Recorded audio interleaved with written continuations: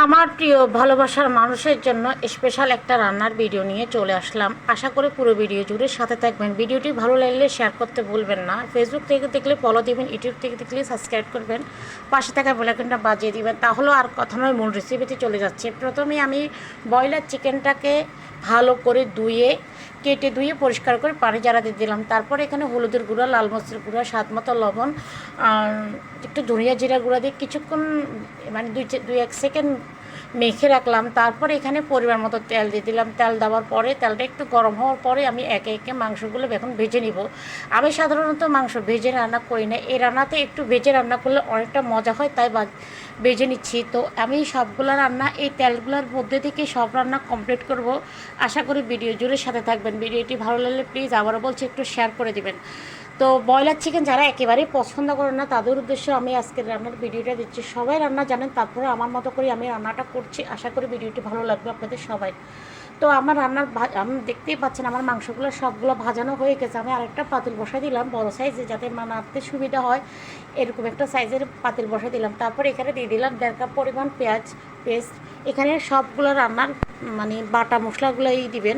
বাটা মশলাগুলো দিলে দেখা যাবে রান্নার টেস্টটা অসাধারণ হবে। তো আমি এখানে 1.5 কাপ পরিমাণ পেঁয়াজ বাটা দিয়ে দিলাম, 1 কাপ পরিমাণ 1 চা চামচ দিয়ে দিলাম রসুন বাটা, 1 চা চামচ দিয়ে দিলাম আদা বাটা। তারপর দিয়ে দিলাম এখানে গরম মশলা হিসাবে তেজপাতা, এলাচ, দারচিনি, লং ভালো করে একটু নেড়ে ছেড়ে দিলাম। তারপর এখানে দিয়ে দিচ্ছি হলুদের গুঁড়ো, লাল মরিচের গুঁড়ো, স্বাদ মতো লবণ, ধনিয়া জিরার গুঁড়া। আর একটা আমার স্পেশাল মশলা ছিল, সেই মশলাটা দিয়ে দিলাম, মানে ব্রয়লার চিকেনের যাতে গন্ধটা যেন না লাগে। এই রান্না যেভাবে আমি করছি এটাই আশা করি আপনারা করতেই পারেন, অনেক মজা।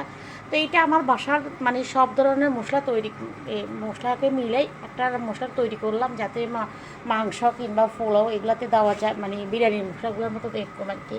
তারপর এখানে আমি দিয়ে দিলাম 1.5 কাপ পরিমাণ টমেটো পেস্ট। অবশ্যই টমেটো পেস্টটা দিবেন, টমেটো কাটা দিবেন না, পেস্টটা দিবেন। সবগুলো মানে বাটা হিসাব করে দিবেন, অনেক মজা। আমি এখানে কোনো পানি দিচ্ছি না, জাস্ট টমেটোতে যে লেগে আছে, যে টমেটোর একটু করে পানি ছিল সেটাই দিলাম। আর এখানে কোনো ধরনের পানি ইউজ করবো না। এভাবে করে আমি লো আছে অবশ্যই রান্নাটা করব। দেখতে পাচ্ছেন আমি অনেকক্ষণ মশলাটা অবশ্যই খুব ভালো করে মশলাটা আপনি কষা নিতে হবে, যাতে মশলাতে কোনো ধরনের মানে গন্ধ যেন না থাকে।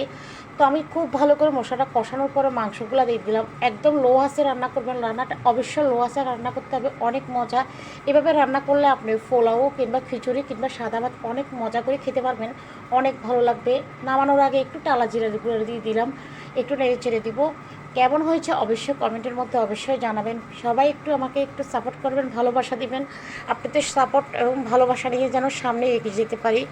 আমি আসলে এই রান্নাটা করলাম শুক্রবারে, আসলে শরীরটা ভালো ছিল না, তাই ভিডিওটা দিতে পারিনি। এখন আজকে ভিডিওটার ভয়েসটা দিচ্ছি। মাথা ব্যথা, অসম্ভব মাথা ব্যথা। সবাই আমার জন্য দোয়া করবেন, সবাই ভালো থাকবেন। আল্লাহ হাফেজ। এতক্ষণ আমার ভিডিও দেখার জন্য অসংখ্য ধন্যবাদ সবাইকে। ভালো থাকবেন।